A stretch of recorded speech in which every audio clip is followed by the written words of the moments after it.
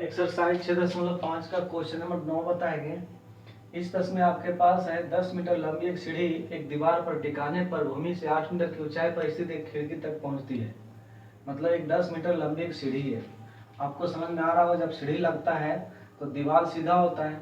तो मान लीजिए आपके पास यहाँ जो फिगर हम बनाने का प्रयास कर रहे हैं, मान लीजिए आपके पास ए और बी जो है सो दीवार है। ठीक है, ए बी क्या हो जाएगा, दीवार है, और इस पर एक सीढ़ी है, और सीढ़ी मान लीजिए आपका एसी है। ठीक है, जो भूमि से 8 मीटर की ऊंचाई पर स्थित एक खिड़की तक पहुंचती है। मतलब ये सीढ़ी है, यहाँ पे 8 मीटर की ऊंचाई पर एक खिड़की है। मान लीजिए यहाँ पे विंडो बना हुआ है। ठीक है, यहाँ तक पहुंच गया है सीढ़ी। ये जो एसी सीढ़ी है, यहाँ पे खिड़की तक पहुंच गया है, और खिड़की की ऊंचाई दिया हुआ है 8 मीटर। ठीक है, भूमि से 8 मीटर की ऊंचाई पर एक खिड़की है। यहाँ पे खिड़की है घर का। ठीक है, और ये सीढ़ी है, तो भूमि से यहाँ तक घर होगा, यहाँ पे खिड़की है, इसके ऊंचा और बिल्डिंग होगा, लेकिन बोल रहा है कि जो सीढ़ी है वो खिड़की तक ही पहुंचती है। तो प्रश्नानुसार ये आकृति जो हम बनाए हैं, ए बी हो गया आपका विंडो यानी कि खिड़की की दूरी, और एसी हो गया आपका सीढ़ी।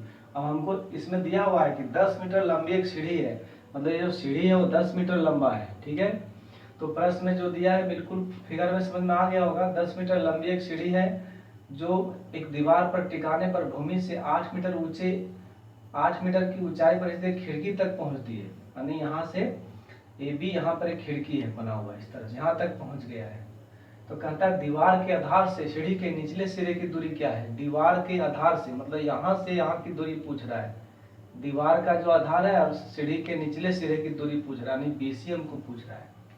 तो बहुत ही सिंपल बन जाएगा प्रश्न। ठीक है, इस प्रश्न में क्या दिया हुआ हमको, प्रश्नानुसार प्राप्त आकृति लिख सकते हैं। ठीक है, क्योंकि प्रश्नानुसार हमने आकृति बनाया है। ठीक है, तो प्रश्नानुसार प्राप्त आकृति से, ठीक है, प्रश्नानुसार प्राप्त आकृति, प्रश्न के अनुसार आकृति हमने बनाया है। ठीक है, प्राप्त आकृति में त्रिभुज ए बी से लिख देंगे, फिर लिखेंगे में। ठीक है, आकृति से त्रिभुज ए बी सी में। अब देखिए ए बी क्या हो जाएगा मेरा, ए बी बराबर हो जाएगा खिड़की की ऊंचाई।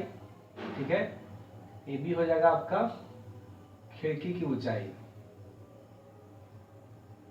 खिड़की की ऊंचाई हो गया। एसी बराबर क्या हो जाएगा मेरा, ये हो जाएगा सीढ़ी की लंबाई। ठीक है, बोल रहा है सीढ़ी 10 मीटर लंबी है, तो हो जाएगा सीढ़ी की लंबाई। आप लिख सकते हैं सीढ़ी की लंबाई। हमको इसमें बीसी पूछ रहा है। ठीक है, अब देखिए त्रिभुज एबीसी में हम पाइथागोरस प्रमेय लगाएंगे। ठीक है, इसीलिए पाइथागोरस प्रमेय लगाएंगे।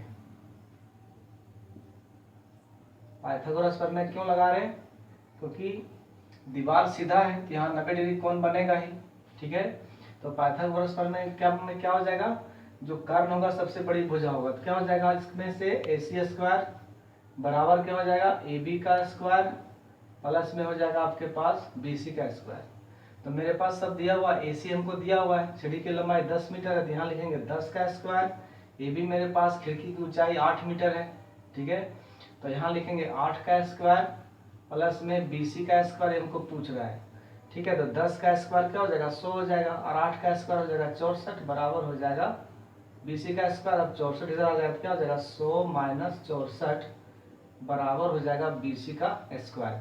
अब 100 में 64 गया कितना बचेगा, 10 में 4 गया 6 बचेगा, और 9 में 6 गया तो 3 बचेगा, बराबर हो जाएगा BC का स्क्वायर। अब यहाँ पे BC जो निकालेंगे, कैसे निकालेंगे, BC निकल जाएगा, स्क्वायर इधर हो जाएगा, स्क्वायर रूट हो जाएगा यहाँ पे अंडर रूट।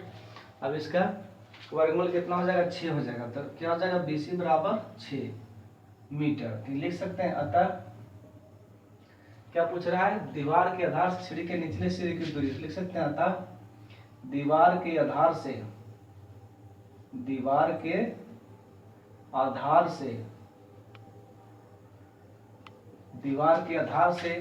सीढ़ी के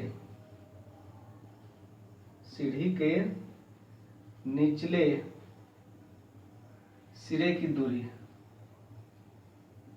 सिरे की दूरी BC बराबर हो जाएगा आपका 6 मीटर। ठीक है, जो पूछ रहा था हमने निकाल लिया। ठीक है, इस प्रश्न को आप किसी भी तरीके से बना सकते हैं। ठीक है, आपको पाइथागोरस प्रमेय लगाना ही पड़ेगा। बाकी ये जो लिखे हैं अपने हिसाब से आप लिख सकते हैं, आपको यहाँ से तो सेम बनाना ही पड़ेगा।